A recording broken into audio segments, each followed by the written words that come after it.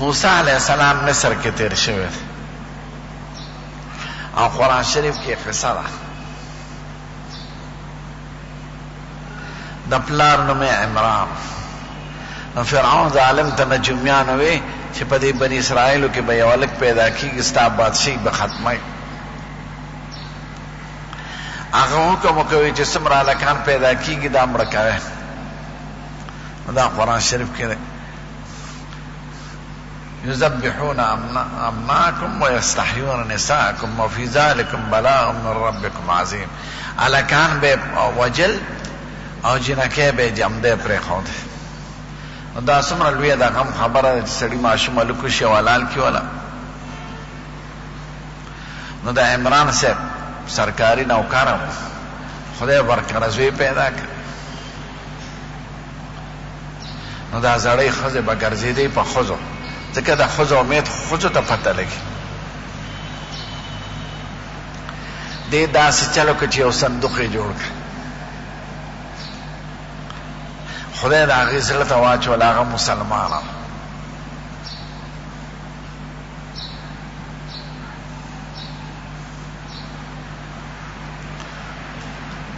خدای وی واوحینا الی ام موسی ان ارضعیه فاذا خفت علیه فالقیه فی الجنه ولا تخافی ولا تحزنی انا رادوه الیک وجاعلوه من المرسلین. خدای د هغه زړه ته واچوله بیبي ته چې تی ورکوه خو چې کله پې پیښې یری څه ښځې مزې راشي نو صندوق تیار وساته هغې کې کېږده او دریاب ته یې غورځوه زه به یې تا ته واپس راولم غم مه کوه. دا قرآن شریف کې بیان دی. ماشوم له خو تی ورکو خاوند نه پټ ساتله خو چې خدای د چا ساتنه کوي نو هغه څوک ختمولی نشي. نو چې دا پیښ شو چې سپیان ښځې به خبر شي یا زړې ښځې او سپیان خبر شو نو دې صندوق جوړ کړو. او خدای وایي چې مې مور ته ووایي چې دې صندوق کې واچه صندوق کې واچه او صندوق یې بند کړه او دریاب ته یې ورغورځو. نو خدای پاک وایي وقالت لاختي قصیه فبصرت به عن جنب وهم لا یشعرون. مور یې خور ته وایي د موسی علیه السلام خور ته چې بچې دې صندوق ته ګوره چې کوم خوازي. نو فبصرت به عن جنب وهم لا یشعرون. دې جینۍ د لرې نه لیده خو څوک یې په ځان نه پوهیږه. صندوق د غټ دریاب نه که مصر ته لاړی نو نهرونه په ښار کې تللی دي نو په یو لښتي ورستون شو نهر او هغه د فرعون کور ته ننوت. دا خو پیښ شو چې د فرعون کور ته ننوت صندوق. نو خدای وایي فالتقطه آل فرعون لیکون لهم عدو وحزنا. د فرعون خاندان ونیو فرعون ښځه ګرځېده او چې دا څه شی دی بې وینې سي چې صندوق یې وکتو ګلالی ماشوم پکې پروت دی. نو دا ښه پیښه چې دا خو د بني اسرائیلو څوک ماشوم دی او زمونږ د یرې غورځولی دی. نو دا ښځې زوی م نو لوره یې وه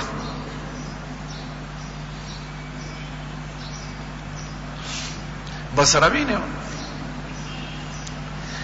خدمتګار م راته شو مور ځان سره ونیوه. دې کې د موسی علیه السلام هغه خور خو ګرځېده په تلاش کې ویلې ده چې کور ته ورننوته نو هغه ورننوته شو وی څه چل دی وی دغه شان ماشوم په صندوق کې راغلی. نو بادشاه ښځې وی دیانې دې له وګورې یو دی راوسته بله دی راوسته چې چا سینې ته اچوي هغه سینه تینر وي. نو دا وی قالت هل ادلکم علی اهل بیت یکفلونه لکم وهم له ناصحون. یو زنانه درته نه ښیمه چې هغې شی چې تی والي او هغه به ډېر ساتنه وکړي د دې هلک اگر ستاسو اجازت وي زه به درله یو ښځه راوړم. هغې وی ښه راوړه. لاړه مور پسې مور یې راوسته. نو چې مور تی ته واچه بس تی واخیسته. نو د خدای وعده رښتونې شوه زه به تاله ستا زوی در کوم او غم مه کوه. نو امې خپل زوی واغست امنه د شاهي خاندان نه ډېر وظیفه مقرر شو پیسې اوس څومره کرام او عزت وکړي د هغې زمانې مناسب خو نوم د بادشاه خبر شو راغی هغه هم پې پېښ شو چې دا خو د بني اسرائیلو څوک هلک دی او زما د یرې غورځولې د صندوق ته ښځې ته وایي وجنو ما ته نجومیانو ویلې دي چې ستا یو بادشاهي به یو بني اسرائیلي یو سړی ختموي دا خو هغه معلومېږي ښځې ورته وایي نه لا تقتلو عسى ان ينفعنا ونتخذه ولدا مه وژنئ زه به ځان له زوی ونیسم موږ ته به فایده را رسوي نو په دې غټو خلکو ښځې ضروري په هغه ښځه ضرور ویې وژنې به یې نه بس چې ویې وژنې به یې نه دی به نه وژنه نو ښځې مقابله به فرعون نه شوه کولی د خپلې ښځې د خدای تربیت د دشمن په کور کې لویېږي او خدای ورته ښیي چې زه څه کوم د هغې جواب څوک نه شي کولی نو په عزت لوی کېده او مور یې ښه تنخواګانې اخیستې چې لږ د تینه پرېکړې شو بیا خو بادشاه کرم خلقو به ورته د فرعون زوی وی موسی علیه د موسی معنا هم ده موشي عبراني لفظ دی مو اوبو ته وایي او شی لرګي ته وایي د اوبو د لرګي په منځ کې موسی موشي مخکې وزیر دفاع نوم اورېدلی و د اسرائیل موشي دایان نو موسی عبرانی کې ورته موشي وایي او زمونږ په عربی کې ورته موسی وایي مو ما میه اوبو ته ما وایي میه وایي مویه وایي او شجر عربی کې ونې ته وایي نو شی عبرانی لفظ دی نو شی معنا شجر د اوبو د لرګي په منځ کې نو چې لږ لوی شو دین به پېښ شو چې زه خو اصلي د فرعون زوی نه بني اسرائیلي او بني اسرائیلو باندې به د فرعون ظلم کوم بیګارونه به یې په هغې کوم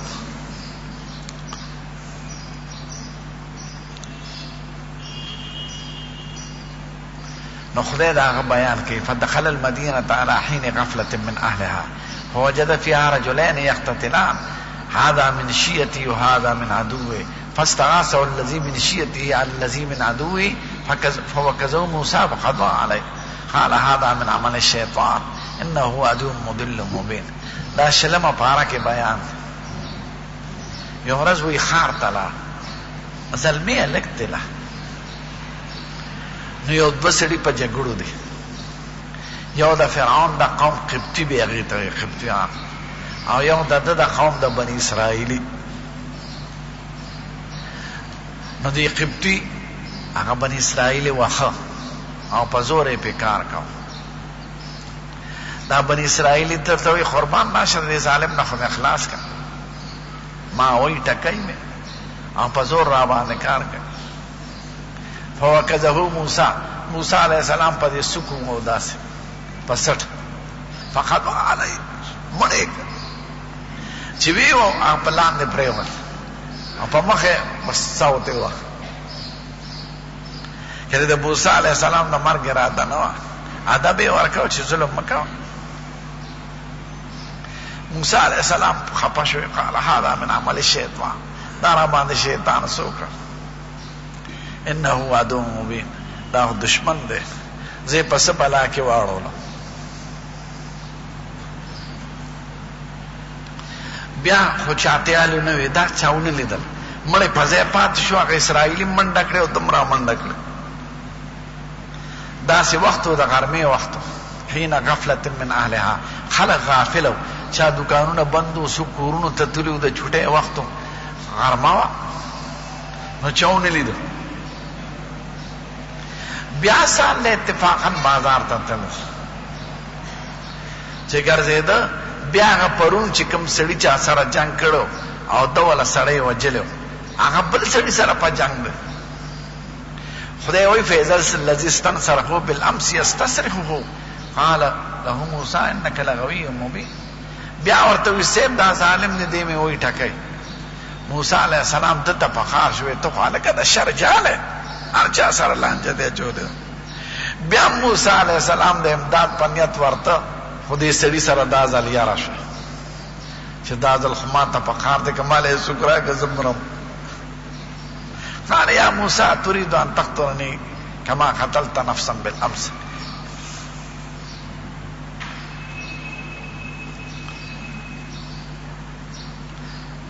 ما تريد الا ان تكون جبارا في الارض وما تريد ان تكون من المصلحين. سیب پرون دې سړی وجلی دی نن ما وجنې د خولې نه یو قتل کنه دې د هغه د امداد په نیت بیا مر روان خو چې د خولې نه یو خط هغه سړي منډه کړې هغه د فرعوني قومي او چغې کړې وې دا پرون مړې خو دا موسی علیه السلام یادوي دا ده کړی او لار راپورټ یې وکړه چې موسی پرون هغه مړی چې پیدا شوی بازار کې هغه ده وجله. موسی علیہ السلام حیران شو خبر ورسید خدای ساتنه کوي. فرعون خبر شو راپورټ هغه ته ورسید زره جرګه راوغوستله ځکه نوم خو پې د فرعون د زوی وجلم یو لوی کار. مشوره وکړه دا خو هغه سړی معلومیږي چې زما حکومت پروانه ده خو د اوس نه په موږ شروع وکړه څه ورسره وکړو جرګې وې مړی کې صاحب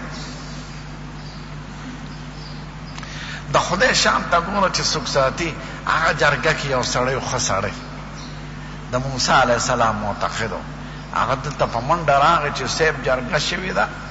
او تا فیصله د مرګ ده زه د دې ځای نه خپې وباسم. وجاء رجل من اقصى المدینة یسعی قال یا موسی ان الملأ یأتمرون بک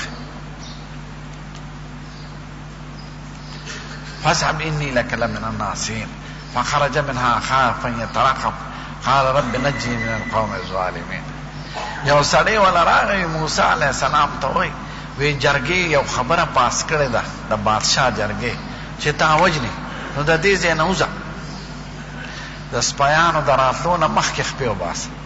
نو خدای وی فخرج منها خائفا یترقب د هغه کلي نه په یاره ووت کتل چې ما پسې خو څوک نشته. نو که تاسو قاهرې سره دا یو کلی نږدې رامسیس هغې ته وی هغه روان دی اوس بل ښار جوړ دی رامسیس. نو نور خاته طرف ته روان شو د قاهرې نه چې وځې ټولې دې خوا شګې دي قاهرې مغرب جانب آباد دی نهرونه دي فصلونه دي ګني دي ګوپیان دي مختلف سیزونه دي مالټې امرود داسې امرود تک سپین لکه د کوچو په شان او نور خاته طرف یې دشته ده ځکه دې خوا سمندر رانږدې دی نو سمندر طرف ته سرې شګې دي نو پته نه لګي چې څنګه به یې مزلې کړې منډې منډې د یارې نور خاته طرف ته را روان شو. نو پخوا نه یې رسویز نو یو 100 میله فاصله وه د یو دریاب او د بل دریاب منځ کې وچه یو ته بحر احمر وای بل ته بحر ابیض وای سپین دریاب او ګرم سور دریاب. نو دی په هغه وچه راغلی دی دی خوا د سمندر نه چې هلته پورې وځې نو هغې علاقې ته دیار مدین وای دوه ضلعې دی سینا جنوبي او سینا شمالي غرونه دي پکې درې دي غرونه او هغې کې بعض ځای کې آبادۍ شته او اوبه شته.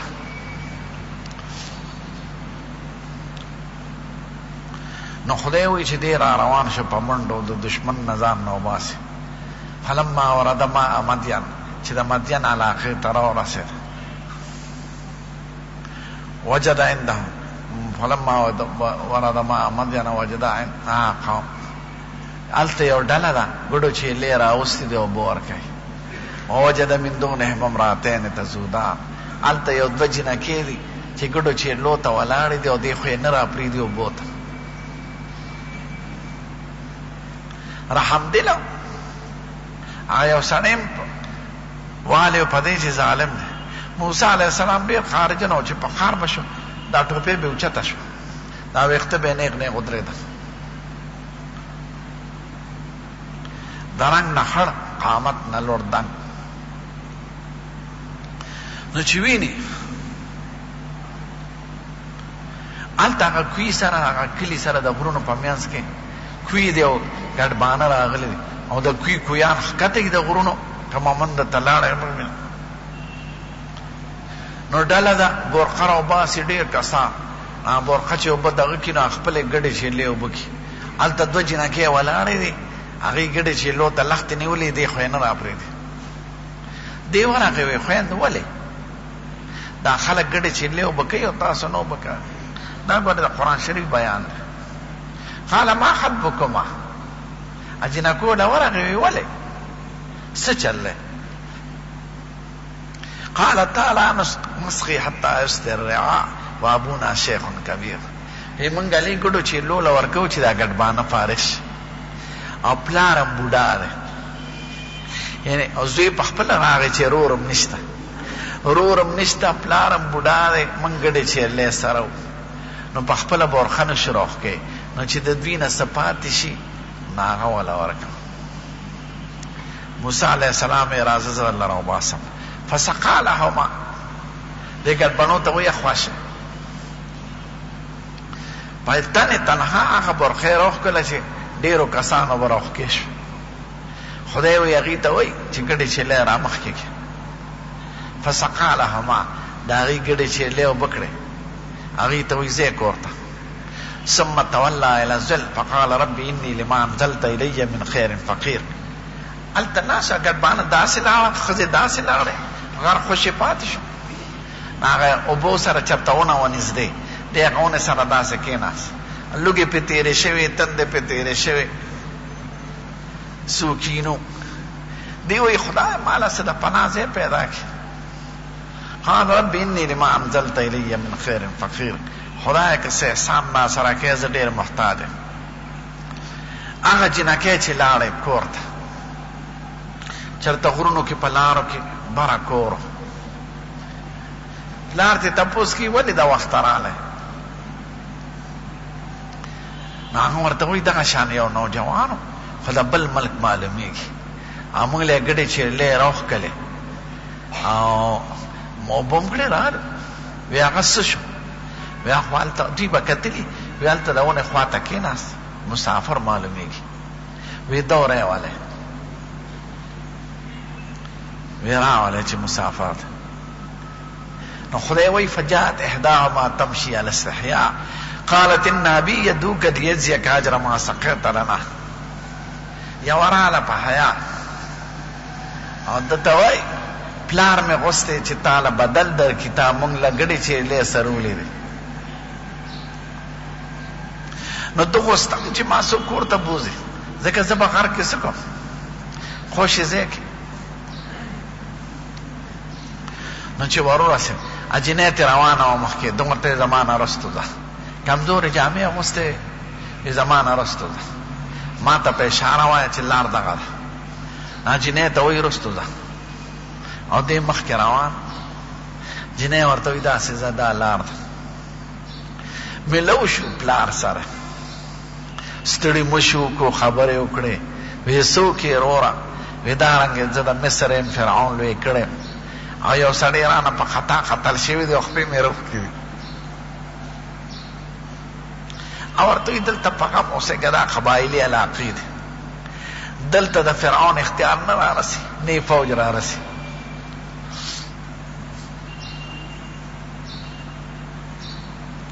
بس ما سره اوسېږه فراریو مفرورو ما سره اوسېږه دلته د هغه څه وس نه رسي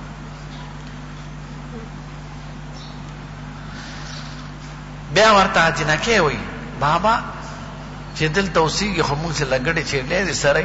مزدوري به را سره کوي وی ډېره ښه دې ده ته وایي که ګډې چیلې راله سره زه به یوه لور درکم هغه وی ډېره ښه ده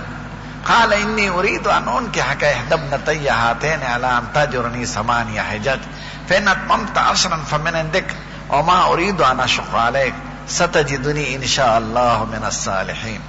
وی زه غواړم چې 8 کاله ګډې چیلې ما له وسره زه به د دواړو لوریانو کې چې کومه ستا خوښه در به کړم که لس دې وسرولې خو ډېره ښه ده زه به تا سره زیاتې نه کړم موسی علیہ السلام ډیره قال هذا بيني وبينك ايما الاجلين قضيت فلا عدوان علي والله على ما نقول وكيل. زما استاد خبره شو خدای دارو نیټو کې چې مکه پورا کړه به ما ته سنوي کاته کاله پسلم نو او کلاس کاله پسلم هغه ډیره بس هغه سره اوسېده باغرونو کې لس کاله به تیر کړی. فرعون او فرعون لخر نه مراد هغه ته پته لګیږي چې کوم فاتله او سش لس کاله په ګډه چې له خدای وسره زموږ خپل پیغمبر وای هر پیغمبر چې دنیا ته راغلی د ګډه چې له ضروري سمدا وی سه تام سره ولې دی او زم چې وړو کیو ګډه چې له مسرولې ګډو چې له سرولو کې یو محنت پیدا کیږي سړی یو برداشت ځکه دی په مستقبل کې د قوم را دغه ګرځي سرون کې قوم کې هر قسمه خلک دی به دا برداشت کوي. ګډو کې کله ګډه داسې منډه کې کله داسې چیرلې داسې منډه کې داسې نه به په سخت غزار کې ځکه که دی ویشته خو مړه وای یا به خپه ماته او برداشت پکې نو دا د برداشت یو تربیت پکې خدای راولي. نو موسی علیہ السلام لس کاله ګډې چیرلې وسروله. زمونږ د یو ښکلي صحابي عبدالله ابن عباس نه یو ځل چا تپوس کو د هغه د شاګرد نه چې موسی علیہ السلام خو د 2 نیټو وعده وکړه که 8 مې تېرې کړې که 10 مې تېرې کړې خو قرآن شریف کې دا نشته چې کومه نیټه یې تېره کړې ده. نو کومه نیټه یې تېره کړې ده 8 کاله یې تېر کړي دي که 10 وی نه 10 وی ولې وی د خدای پیغمبر چې چا سره وعده وکړي هغه وعده پوره کوي. دغه وخت کې خو لا پیغمبر نو عام مسلمان نو خدای وی فلما قضا موسی الاجل وسار باهله آنس من جانب الطور نارا. موسی علیہ السلام چې نیټه پوره کړه نو خپل سخر ته وی دا وعده بزو کوم هغه وعده ورکړه بیا وی که ستا خوښې نو زه به وطن ته لاړ شم واپس مصر ته. هغه ورته ډېره ښه دا د ټبره او دا ته چې کله تلل غواړې او زه نو زه بوځه بیا واپس راته. هغه د غرونو ملک هلته خو انسانان ډېر کم اوس لږ دي نو پخوا خو به خود لږ نو خدای وایي چې راته واپس آنس من جانب الطور نارا کوی تور سره اور ویني او یخه یخني وه او د ښځې درد شروع شو د اولاد لارم ته خطا شو. وی ډېره زه په دې راز دومره زنانه څنګه زړه وکلکو خدای مضبوطه کړه. دې لار اور ته چې نږدې شو د خدای اواز ورته راغی چې بس ما پیغمبر کړه. اور نو تجلی و د خدای د رڼا په شکل بیا د هغه ځای نه پیغمبر شو لاړ شه فرعون ته نصیحت دی وی خدای قال انی اخاف ان یقتلون ما سره دا یاره ده چې رسېدو سره به مې وجني.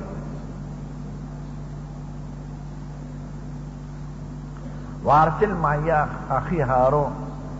زما ورور ما سره پیغمبر کړي. خدای پاک ورته وی تا به نشي وجلی ځه ما ستا حفاظت وکړه او چې ته یې ورور هم را سره پیغمبر که ورور مې هم در سره پیغمبر کړه. راغې بال پش سره ښځې سره مصر ته راورسېد. ورور یې ولید ورور ته مشر قصه یې ورته وکړه وی ته خدای پاک پیغمبر کړی راځه چې فرعون ته نصیحت وکړه. خدای وایي اذهبا الی فرعون انه طغى فقولا له قولا لینا لعله یتذکر او یخشا. دواړه به لاړ شئ فرعون ته هغه ته په نرمۍ نصیحت وکړئ شاید چې خدای ورته هدایت وکړي. دواړه ورغلل او نصیحت یې ورته کړی. هغه چېرته نصیحت بیا په هغې کې 9 قسمه مصیبتونه او عذابونه به راغلل او خدای پاک به د موسی علیه السلام حفاظت کوو. د موسی علیه السلام دا باقي بیان باندې ته بیا وکړم محرم کې